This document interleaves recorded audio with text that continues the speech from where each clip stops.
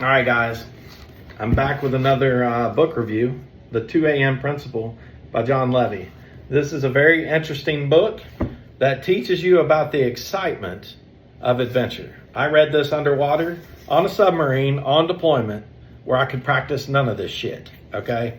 I'm going to get into starting to read this, and then we'll talk about certain little points as we go. And again, I hope you guys enjoy this book. I did when I read it. Okay, so let's just jump right in. Stage 1, establish, he says. I often hear people say, isn't the beauty of adventure that it's unpredictable? That it happens by serendipity or chance? This may be true for some adventures, but when you put the right elements in place, from the beginning, the opportunity that anything can happen, thus creating the impression that everything happens by luck, opens up. It is not about scripting the experience, since during the course of an adventure, opportunities will arise and unforeseen circumstances will create challenges. But what makes it possible to embrace these opportunities and overcome these challenges is that you have to establish 4 basic elements, he says. You need the right team, an exciting location, preferably new, an underlying mission to drive the action, and constraints to catalyze creativity. The fact is that every great adventure begins with these 3 basic elements. Every story from The Hobbit or The Odyssey to your craziest night out had most of, if not all these characteristics, whether you realized it or not. If you think back to your greatest adventure, assuming you weren't alone, weren't you with the right team of people, those who embraced the excitement and pushed you to enjoy yourself? It wouldn't be the same if you went out with a lame group of people you hated. Makes sense, all right? You were likely in an unfamiliar environment that was exciting to explore, like a new city or foreign country. All right, I'll stop there. He's right.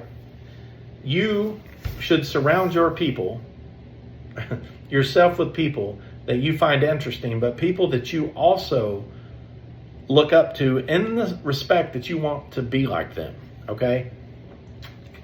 There's tons of people out there that we know that we want to be friends with because they have something that we feel like we don't have. So therefore, we put ourselves around these people all the time. An exciting group of people will definitely, all right guys, it will definitely increase your night when you go out, okay? It will. If you're in an unfamiliar environment, especially overseas, you military guys like myself, you roll into a country you ain't ever been to and you don't care. You're trying to get drinks, you're trying to get ladies, you're trying to get laid.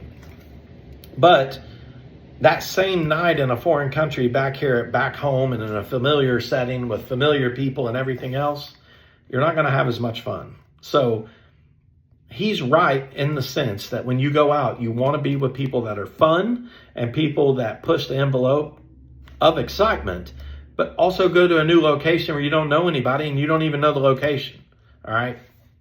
He continues on to say, you may even had an underlying mission to your experience, a goal of some kind that was driving people's participation, and coupled with that, a set of constraints that limited your options and caused you to be creative or interact with other people.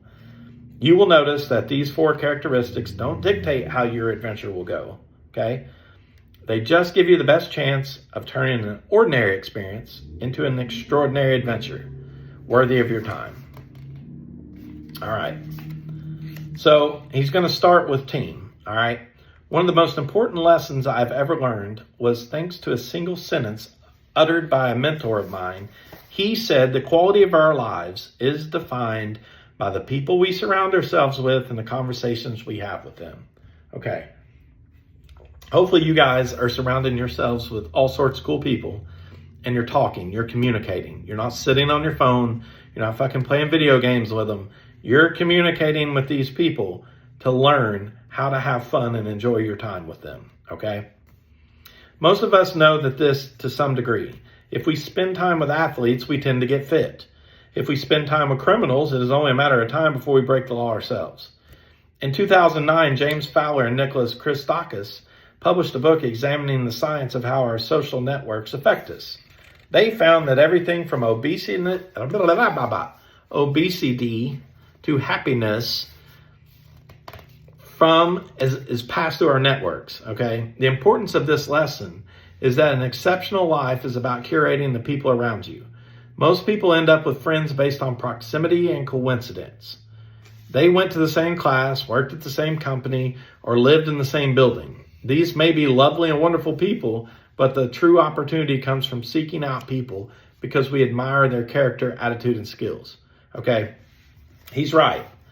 Guys, take a look at the people around you.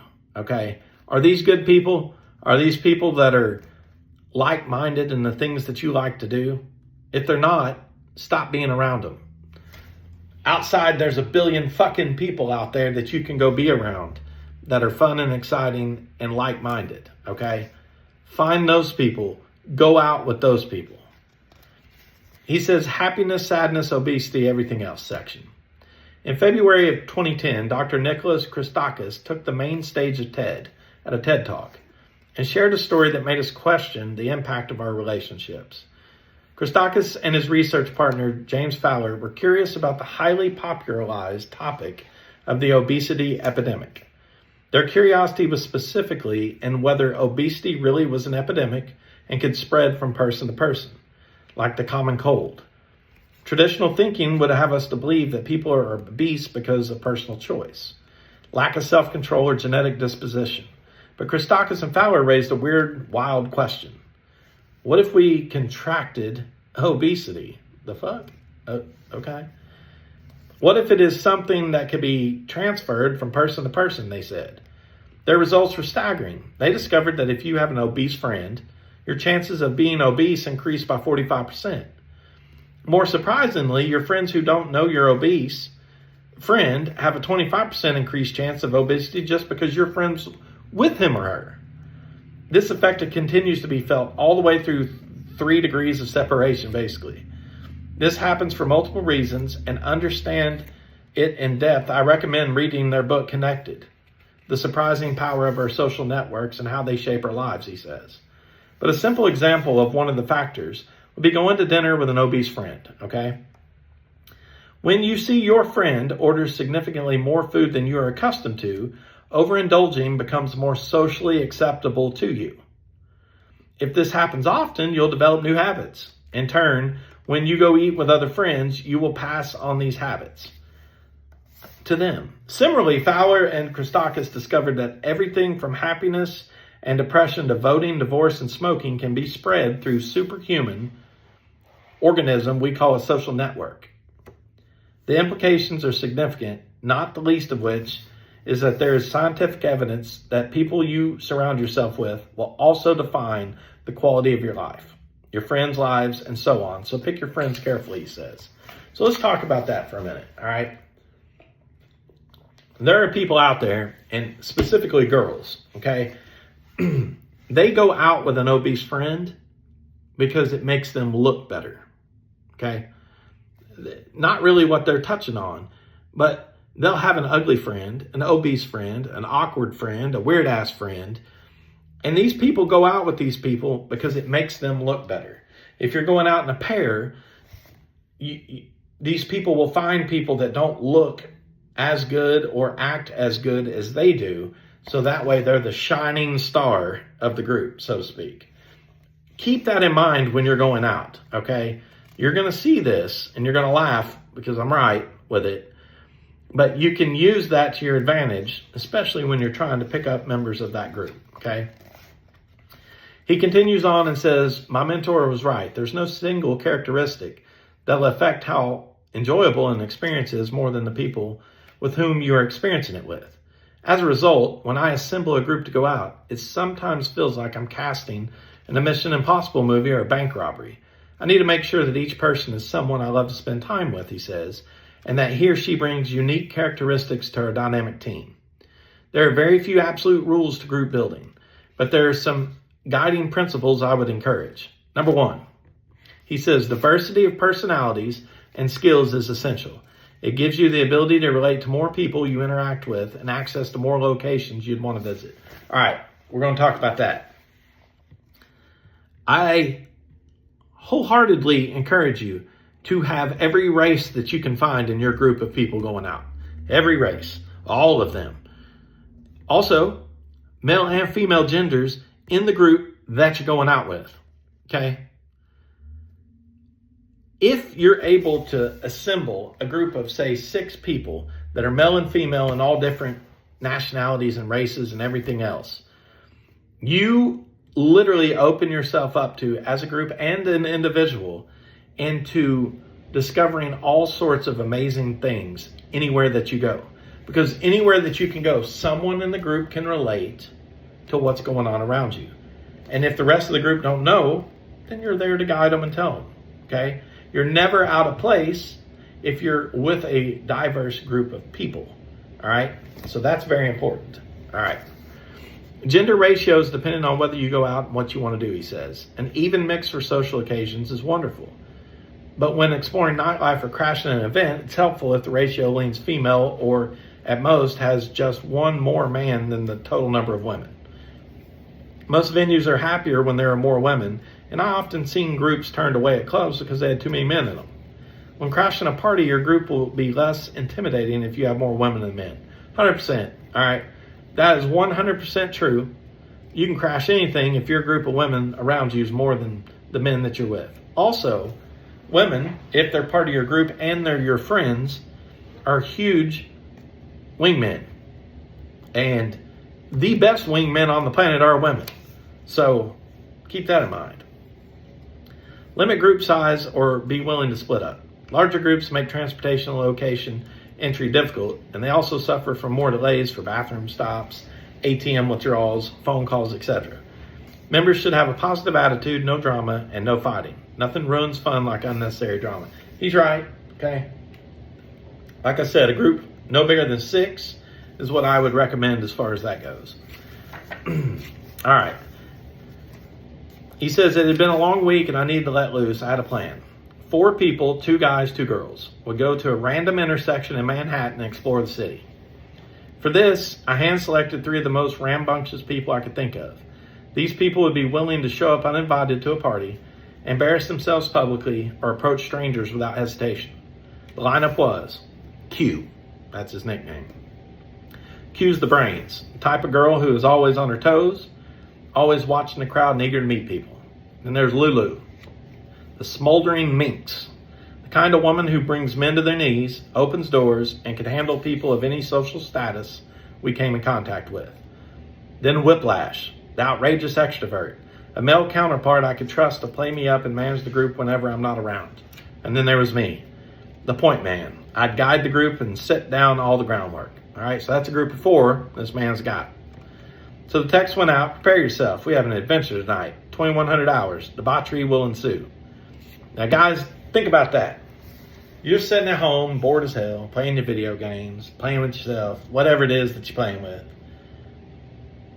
It's Friday night. You ain't got no plans. And then you get a text message that says, prepare yourself. 2,100. We have an adventure tonight. Debauchery will ensue. Now, what in the hell are you going to do?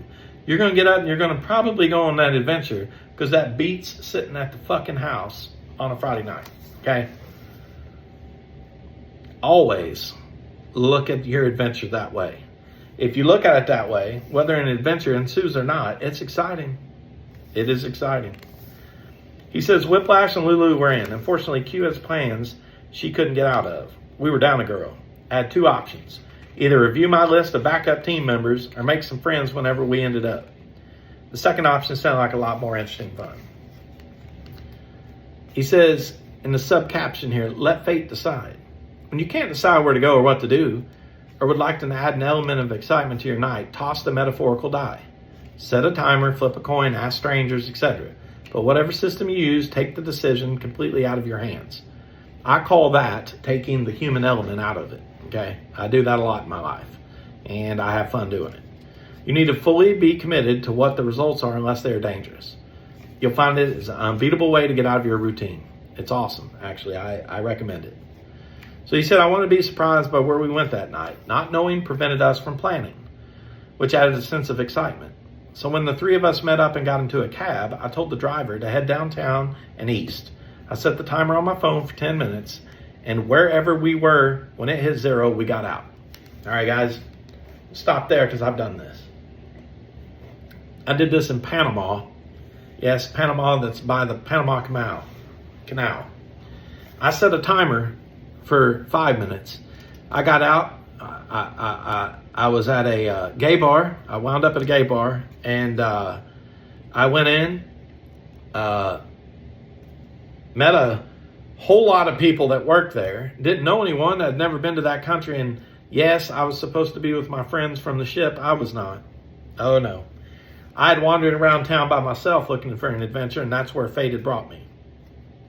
So I didn't stay at that club. I didn't have a lot in common with the people that were there, but I had a really cool time.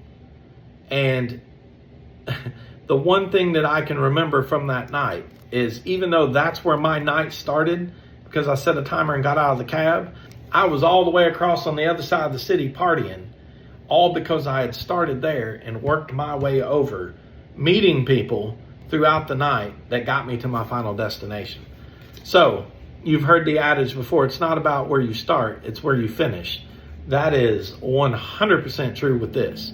You may be in a place that you don't expect to be in the beginning of the night, and then at the end of the night, you wound up and you're in heaven somewhere. So don't lose sight of that. When we got out of the cab, he said it took us a moment to orient ourselves. We were on 12th Street and 2nd Avenue and looking for somewhere to grab some dinner. I noticed a restaurant nearby with a facade and made entirely of glass, the facade. 2 attractive women were sitting inside by the window having drinks. As we approached to read the menu hanging on the glass, I waved hello. They smiled and waved back. Without missing a beat, Whiplash ran to the window and touched the glass, recreating the classic scene from E.T. in which they touched fingers. The taller of the two pressed her finger to the glass, reciprocating. These 2 were obviously very playful and open to engaging with us. Within seconds, we were inside, introducing ourselves, sharing their guacamole and chips. They were friendly, cute, and in their late 20s. I was happy Lulu was there. It was obvious the inclusion of an attractive girl in our group put them at ease. When we began to chat, they were clearly ill-prepared for the craziness we were about to introduce into their lives. The taller one immediately asked us, so what do you all do?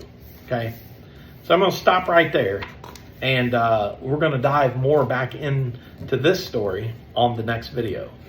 But I do want to cover, before I go, something from that last part.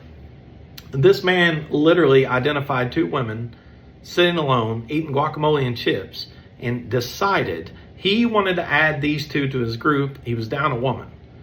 Now, when you have an attractive woman with you and it's 2 guys, that is very easy for a woman and her friend that are complete strangers to go, you know what, they're probably not that bad. Let's go have a good time. So the way that they did that was masterful. If you got any questions about this, reach out, let me know. I've used this principle many times. Again, this is the 2 a.m. principle, Jon Levy. This is the book review that we're going to start doing. Like, subscribe. If you guys have any questions or anything, reach out, let me know, and we'll talk to you later. Take care.